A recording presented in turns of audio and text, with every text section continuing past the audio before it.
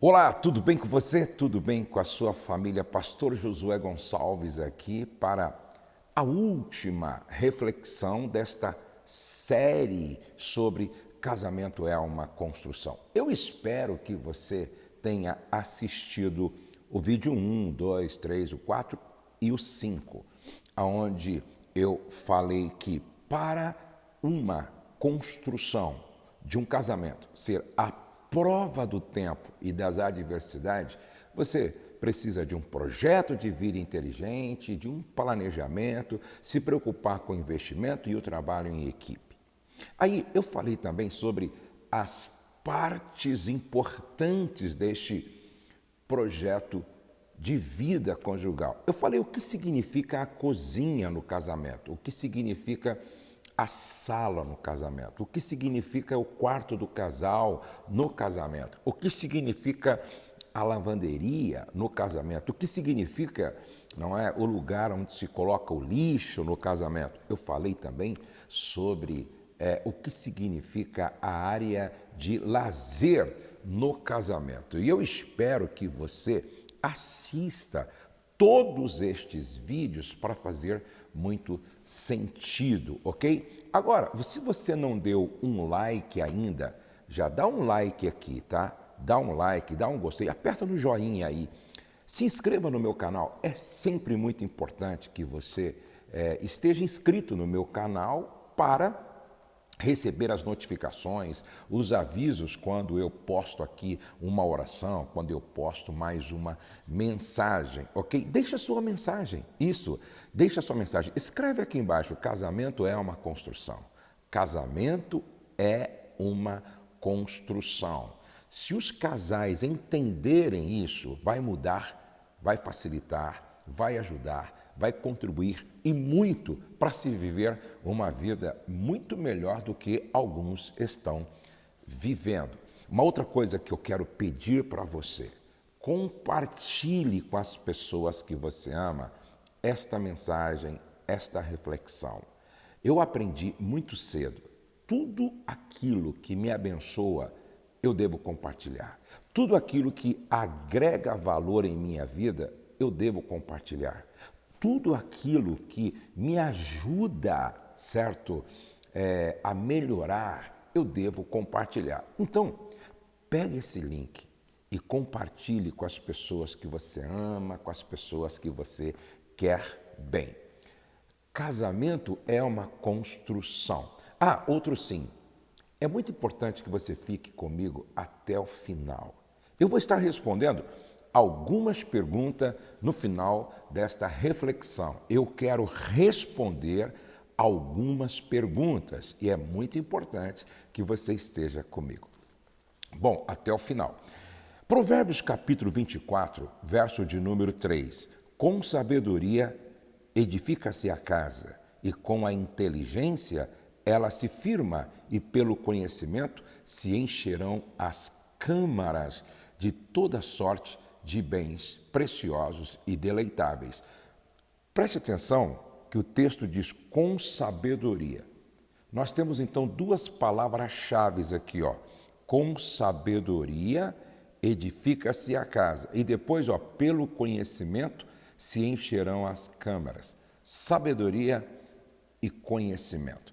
Quando você fala em sabedoria, isso tem a ver com maturidade.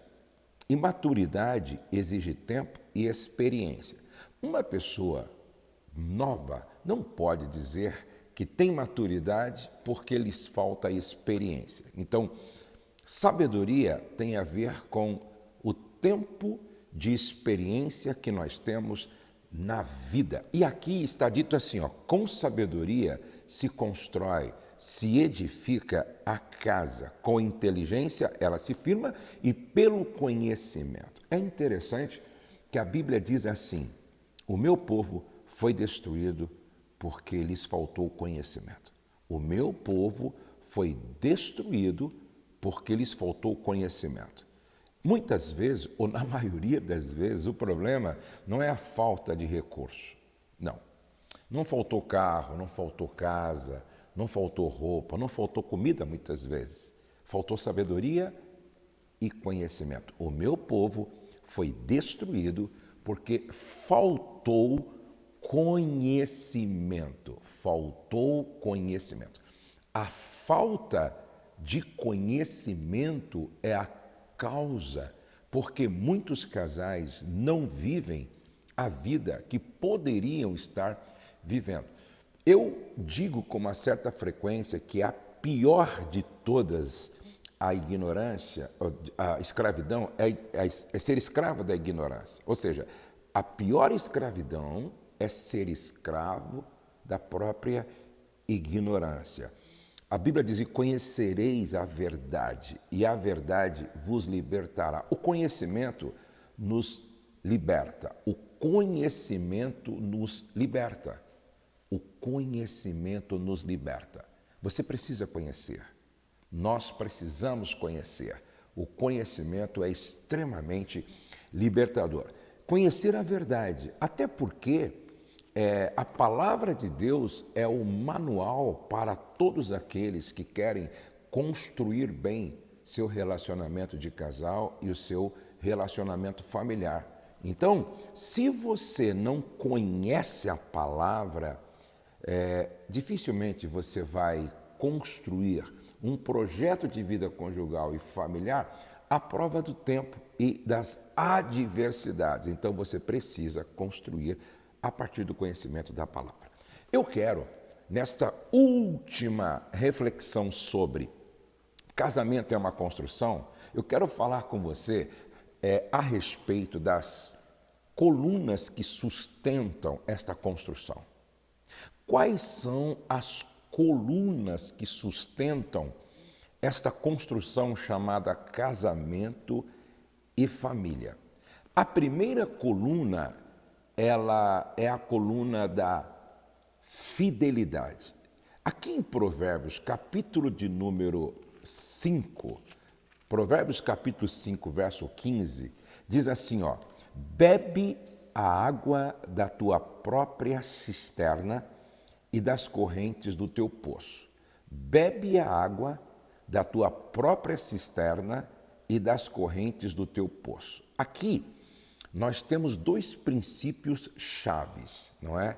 Bebe a água da tua própria cisterna e das correntes do teu poço. Fala de essencialidade, porque quando a Bíblia usa a água para falar de sexo, está falando de essencialidade, de uma necessidade vital, não é? Assim como a água é um elemento básico para a manutenção da vida, o sexo é um elemento básico para a manutenção do casamento. Mas aqui fala de fidelidade também, ó. Bebe a água da tua, não é? Bebe a água da tua própria cisterna e das correntes do teu poço. Observa que o texto deixa claro: depois que eu me casei com a Rosemary, eu ganhei um poço, eu ganhei uma fonte, eu ganhei uma cisterna. Depois que a Rosemary se casou comigo, ela ganhou uma fonte, ela ganhou uma cisterna. E a Bíblia está dizendo: bebe a água da tua própria cisterna. Em outras palavras, tire o olho do poço do outro. Tire o olho da cisterna do outro. Tire o olho da fonte do outro. Seja fiel. Fidelidade significa honrar o outro na ausência. Fidelidade significa honrar o cônjuge na ausência. Isto é fidelidade. Esta é uma coluna que sustenta um casamento. Esta é uma coluna que sustenta a família. Esta é uma coluna que sustenta o relacionamento.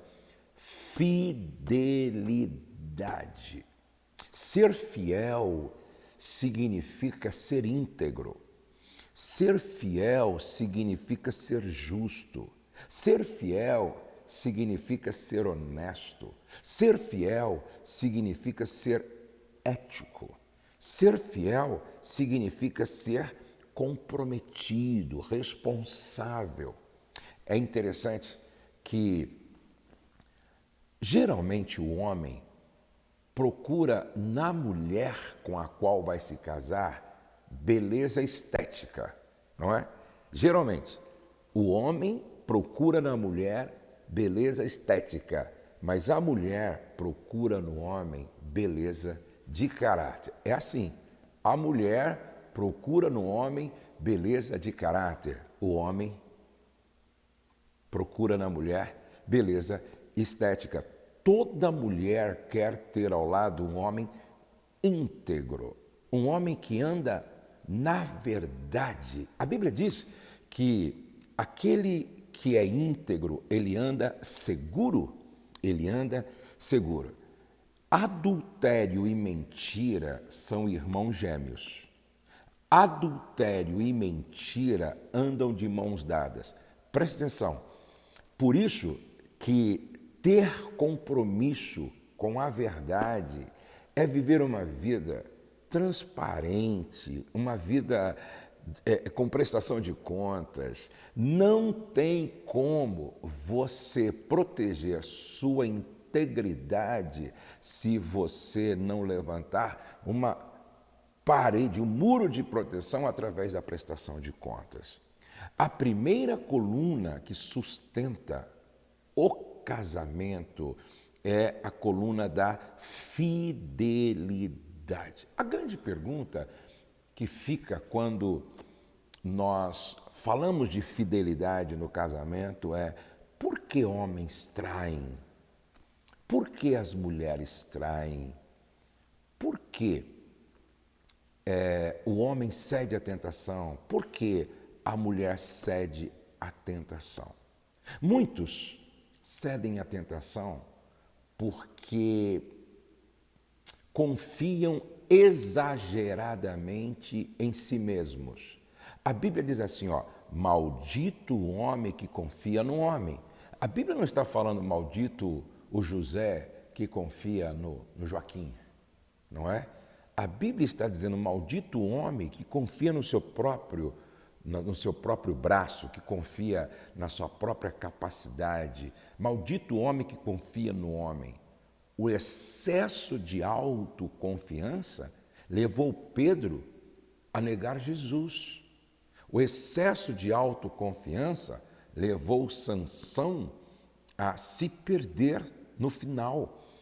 De tanto brincar, de se deixar amarrado, Sansão ficou. Então, preste atenção, não confie exageradamente em você mesmo. O excesso de autoconfiança te vulnerabiliza diante das tentações. E se você quer vencer o pecado de adultério, primeiro você precisa vencer a tentação, tá? Então, excesso de autoconfiança tem levado muitos maridos e mulheres a cederem à tentação. Segundo, o não confessar a tentação. Eu gosto, o pastor Abe Uber sempre cita esta frase: quem confessa uma tentação não confessa o pecado, porque se antecipa. Se a pessoa confessou a tentação, ela evitou de cair em pecado. Então, não confessar a tentação tem levado muita gente a cair em tentação. Vou repetir. Não confessar a tentação tem levado muita gente a cair em tentação. Então, confessar a tentação é um dos segredos para não cair na tentação. E terceiro e último lugar, muitas pessoas cedem à tentação porque elas não impõem limites. Vou repetir. Elas não impõem limites. Coloca limite no seu celular, coloca limite no seu computador, coloca limite no seu tablet, coloca limite no seu escritório, coloca limite no seu carro, coloca limites. Outro dia, um marido me perguntou: é certo, pastor, uma mulher casada pegar carona com o vizinho que trabalha com ela todos os dias? Eu disse: é errado. isso vai dar problema, isso vai dar ruim. Preste atenção, homem é homem, mulher é mulher, a convivência gera a familiaridade que leva ao envolvimento, muitas vezes, emocional e físico. Não é certo, não é prudente, não é correto e não deve.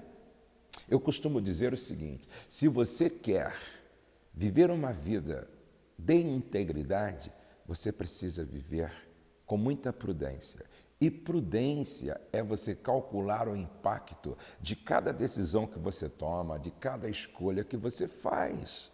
Se você quer se manter fiel ao seu cônjuge, fiel aos seus filhos, fiel à sua família, fiel ao Senhor, fiel à igreja, primeiro, não confie na sua carne. Cuidado com o excesso de autoconfiança. Segundo, confesse a tentação. A melhor maneira de vencer a tentação é quando ela começa e aí você também confessa a tentação. Em terceiro lugar, coloca limites no seu celular, no seu computador, no seu carro, no seu WhatsApp, no seu Instagram, no seu Facebook, nas suas redes sociais. Coloca limites, certo? E, por fim, viva de forma prudente. Calcule o impacto de cada escolha, de cada decisão que você for tomar. Então, a primeira coluna que sustenta essa construção chamada casamento é a fidelidade. A segunda coluna é o amor sacrificial. A segunda coluna é o amor sacrificial, do qual o apóstolo Paulo fala para a igreja que estava em Éfeso. Ele diz assim, maridos, amai vossa mulher, como também Cristo amou a igreja e a si mesmo se entregou por ela. Quando Paulo fala para amar a esposa como Cristo amou a igreja e a si mesmo se entregou por ela, Paulo está falando de um amor sacrificial. E isso nos lembra cruz. Isso nos remete ao Calvário. Se você quer entender o que significa amar sacrificialmente, olhe para a cruz. Volte-se para a cruz. Foque a cruz. Se você quer entender o que significa amar sacrificialmente, olhe para a cruz. A cruz nos fala de um amor sem limite. A cruz nos fala de um amor doador. A cruz nos fala de um amor sem reserva. A cruz nos fala de um amor intenso, de um amor profundo. Esse padrão é elevado. Quando Paulo diz, ame como Cristo amou a igreja, ele está falando que eu demonstro o meu amor para com a minha esposa quando eu estou disposto a me sacrificar por ela. Quando eu pergunto para os maridos, você ama? Você ama de verdade? Tá. Então, você está disposto a se entregar? Você está disposto a arriscar a própria vida em favor da sua esposa? Você está disposto a arriscar sua própria vida em favor da sua esposa? Amar é um verbo. Amar é um verbo. Quem ama demonstra. Quem ama declara. Quem ama expressa. Quem ama renuncia a sua própria vontade, muitas vezes, em favor da pessoa amada. Quem ama se entrega em favor da pessoa amada. Quem ama nega a si mesmo em favor da pessoa amada. Quem ama se sacrifica pela pessoa amada. Como eu gostaria de estar falando isso para todos os maridos do Brasil que dizem que ama. Sabe, uma vez eu fui pregar numa igreja E quando eu cheguei, o pastor falou assim: Josué, minha esposa gosta muito do seu trabalho. Dá para você ir lá em casa? Mora aqui pertinho. Ó, e dar um abraço na minha esposa? Eu falei, claro, claro, vamos lá. Quando eu lá cheguei, aquela senhora estava na sala, ela já estava arrumada para ir para a igreja, e uma senhora que não era jovem, já era avó, mas muito bem arrumada, uma senhora bonita. Aí eu dei um abraço nela, falei, que bom que a senhora é muito abençoada pelo meu trabalho e que bom conhecê-la. Conversamos um pouco e depois o pastor me levou para o hotel. Quando eu estava indo para o hotel com ele, eu disse, querido, eu percebi que a sua esposa ela é deficiente visual. Ela perdeu a visão há pouco tempo. O que houve? Ele disse, Josué, quando eu estava casado há 1 ano, ela foi acometida de uma enfermidade e perdeu a visão. Ela é completamente cega. A partir de 1 ano de casado, ele tinha mais de 35 anos de vida conjugal. Ela não viu as crianças nascer, não viu a carinha dos seus bebês. Depois, ela não viu as filhas assim. Ela não viu as filhas entrando na igreja, vestidas de noivo. Ela não viu o rostinho dos seus netos. Ela não viu, não é, os presentes que ele trouxe para ela naqueles anos todos.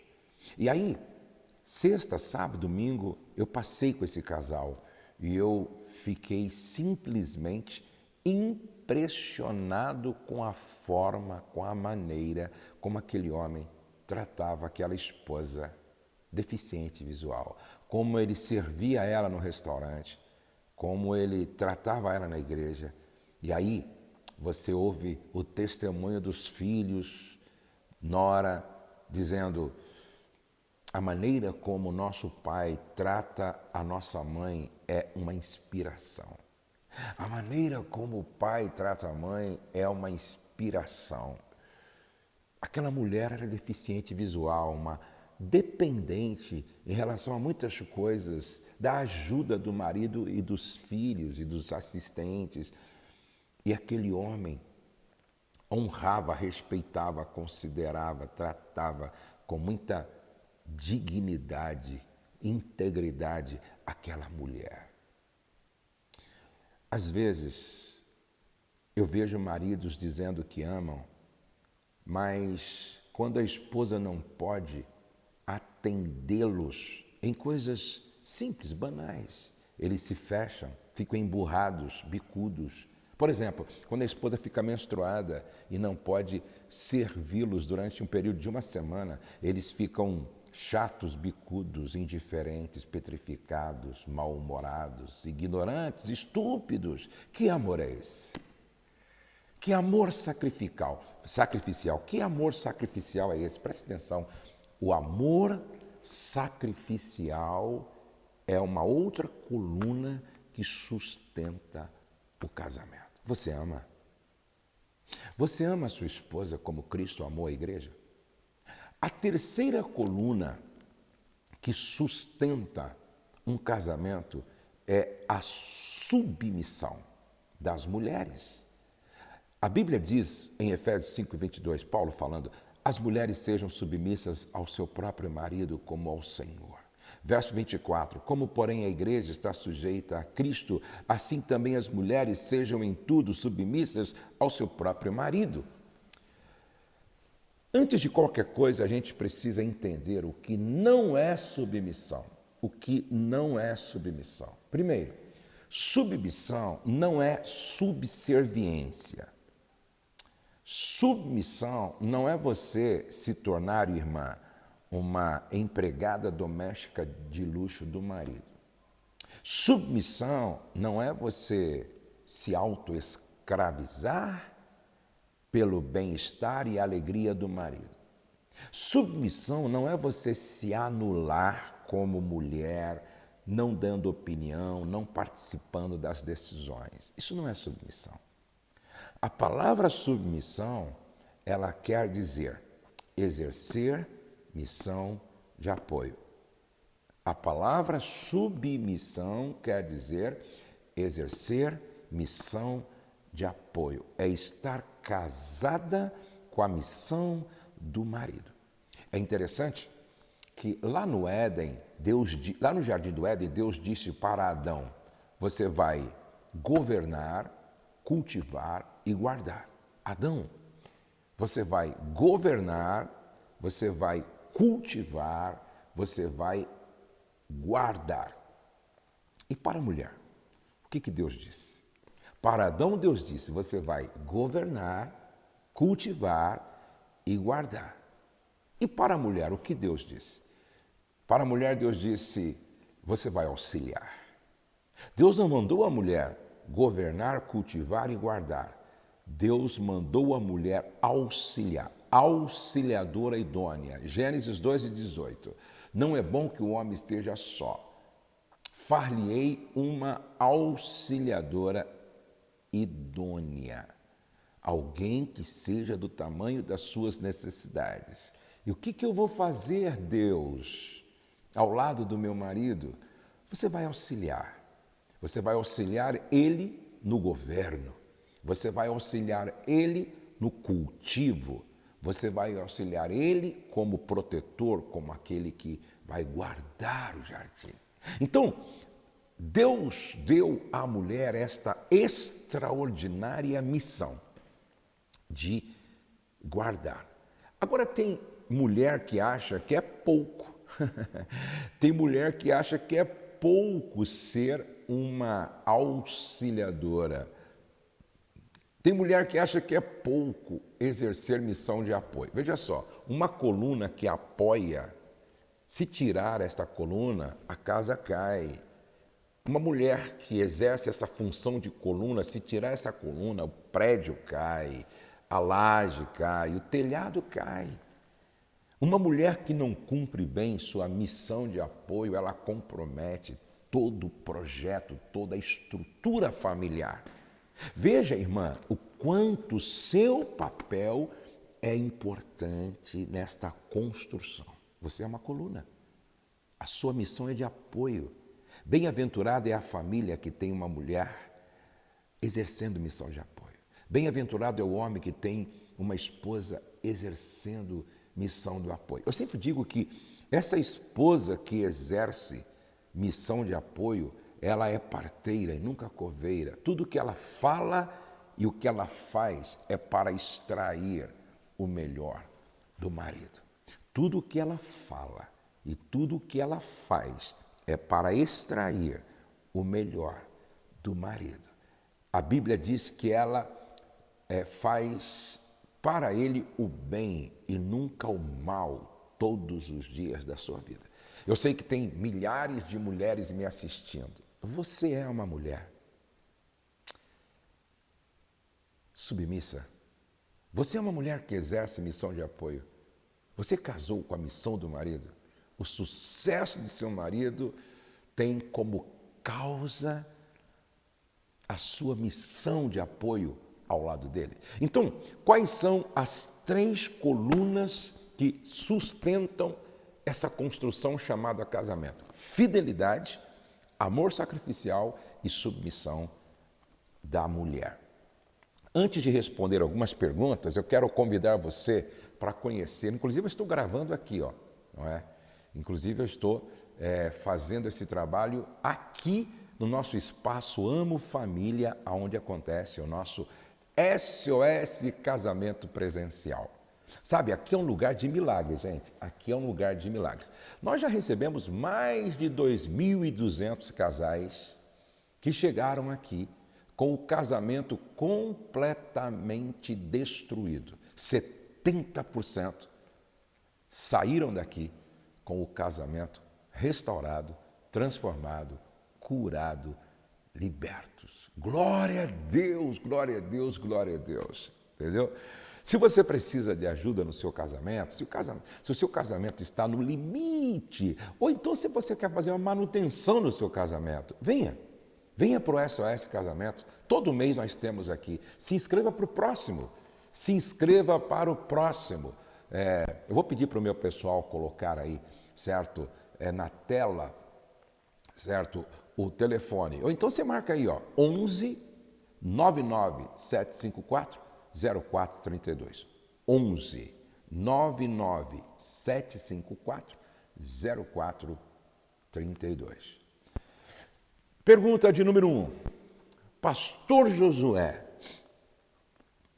ser submissa ao marido é ser submissa em tudo, mesmo que o marido não seja crente, cristão, nascido de novo? Não.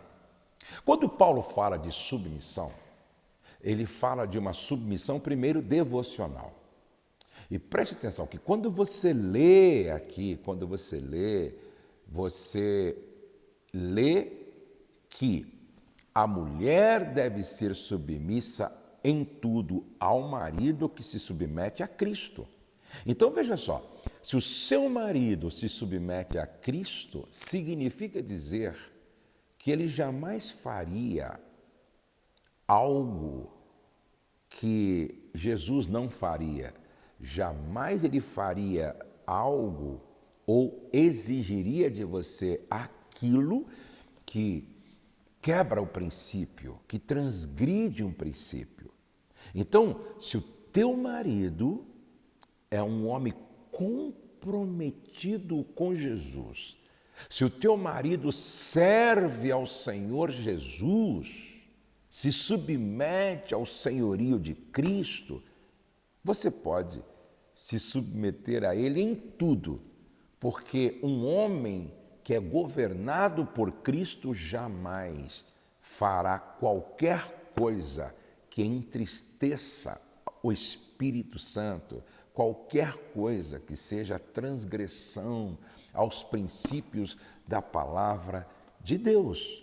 Então, agora, se o seu marido não é cristão e, de repente, quer que você faça aquilo que significa quebrar princípios, transgressão à palavra de Deus, você vai dizer não.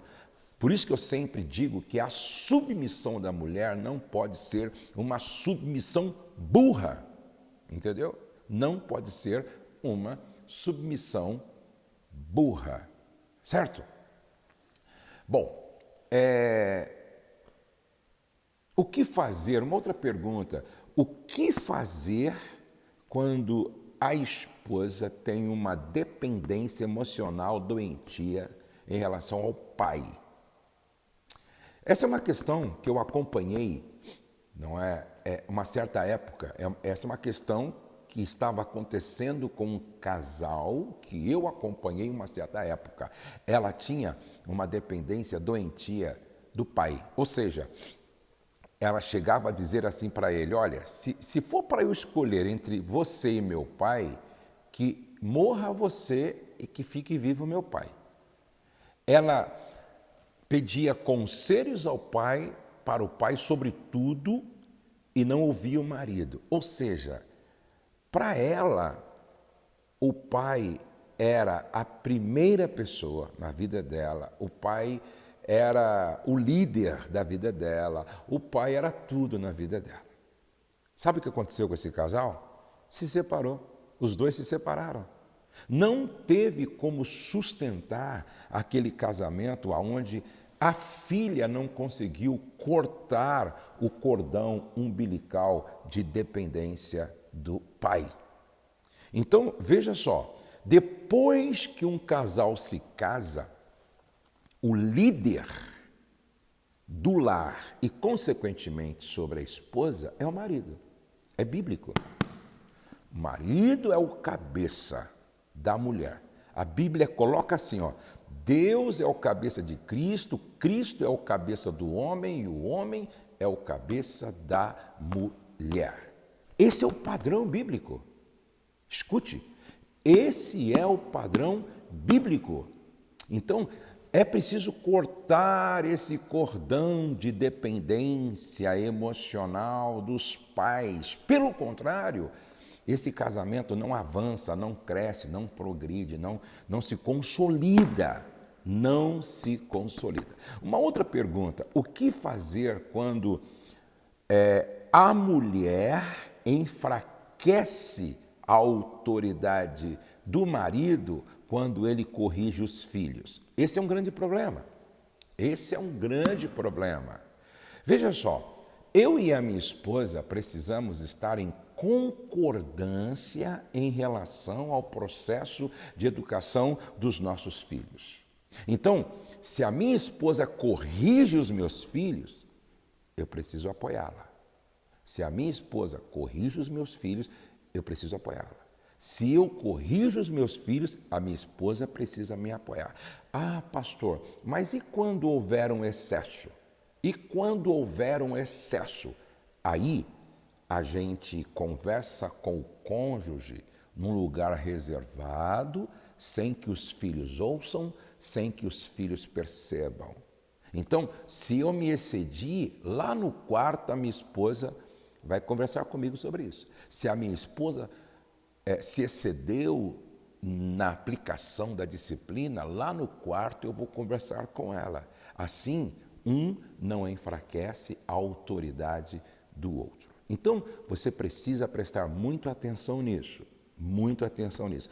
O homem precisa apoiar a mulher precisa apoiar o homem, para que um não tire a autoridade do outro diante dos filhos. Uma outra pergunta, e essa é uma pergunta que sempre vem para mim. Pastor Josué, é certo? Ou seja, no quarto de um casal cristão vale tudo? No quarto de um casal cristão vale tudo? Já que eu falei do quarto na construção, veja só, a Bíblia fala lá em Provérbios capítulo 5 sobre disciplina quando está falando de sexo. Fala de disciplina quando está falando de sexo. Então, escute o que eu vou dizer para você.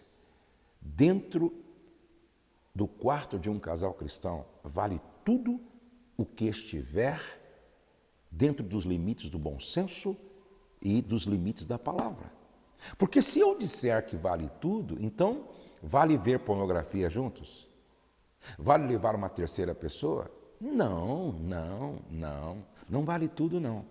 Mesmo dentro do quarto de um casal, existem limites, regras, princípios que devem governar as escolhas, ações, atitudes. Então, dentro do quarto de um casal cristão, vale tudo aquilo que está dentro dos limites do bom senso, dos limites da palavra e que não fere um ao outro, certo? Pelo contrário, nós vamos cometer pecado de impiedade, vamos profanar o leito, vamos contaminar o leito com aquilo que é pernicioso aos olhos de Deus. Eu espero que eu tenha ajudado você, eu espero que eu tenha ajudado a tantos casais. Se você não deu um like ainda, clica no gostei aqui, clica no gostei. Se você não se inscreveu no meu canal ainda, se inscreva.